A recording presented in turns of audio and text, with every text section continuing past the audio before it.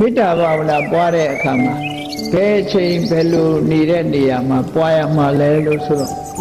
တိဋ္ဌံစရဏနိသိဏောဝတယာနောယာဝတ္တဝိတမိတောဧတံတတေအဋိဋ္ဌိယဗြဟ္မမေတံဝိဟာရမိဓမ္မဟုဆိုဟောဒီစကားနဲ့တိဋ္ဌံဆိုတာမတရနေရင်လည်းပဲမေတ္တာပွားပါစရဏဆိုတာလမ်းလျှောက်နေတဲ့အချိန်မှာလည်းပဲကားမောင်းပြီးသွားနေတဲ့အချိန်ပဲဖြစ်စေလမ်းလျှောက်နေတဲ့အချိန်ပဲဖြစ်စေစိတ်ထဲကဟောဒီမေတ္တာနှလုံးသားဖြစ်ပေါ်နေအောင်ကြိုးစားပါနိသိဏအိမ်မှာထိုင်းနေတဲ့အချိန်မှာပဲဖြစ်စေကားပေါ်ထိုင်းနေတဲ့အချိန်ပဲဖြစ်စေ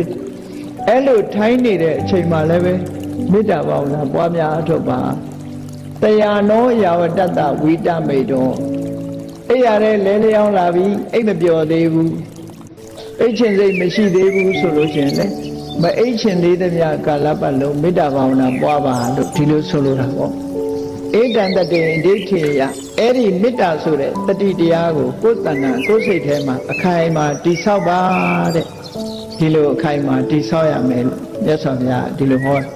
အဲ့ဒါလိုအခိုင်အမာတည်ဆောက်ပြီးတော့မေတ္တာဖြင့်နေတဲ့နေထိုင်ခြင်းကိုဗျမ္မဝိဟာရမြင့်မြတ်တဲ့နေထိုင်ခြင်းလို့ဆိုပါတယ်ကိုနေတဲ့အချိန်တခြားနည်းတွေနဲ့နေတာဟာမြင့်မြတ်တဲ့နေထိုင်ခြင်းမဟုတ်သေးဘူးမေတ္တာဘာဝနာနဲ့နေပြီဆိုရင်ဒီအနေထိုင်ဟာကိုယ့်အတွက်တန်ဖိုးရှိဆုံးချီးမွမ်းဖွယ်အကောင်းဆုံး